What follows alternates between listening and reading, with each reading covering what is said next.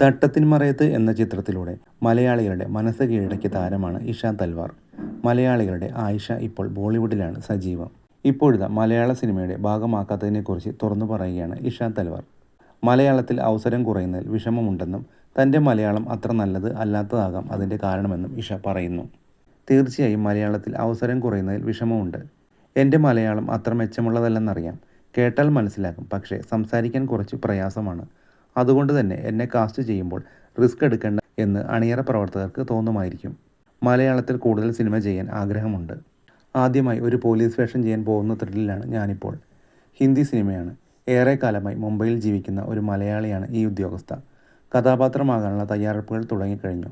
രാവിലെ മുതൽ വൈകുന്നേരം വരെ അടുത്തുള്ള പോലീസ് സ്റ്റേഷനുകളിൽ പോയിരിക്കും. അവരുടെ രീതികൾ കണ്ടുപഠിക്കണമല്ലോ, അല്പം പേടിയുണ്ട് എന്നാണ് ഇഷ തൽവാർ പറഞ്ഞത്.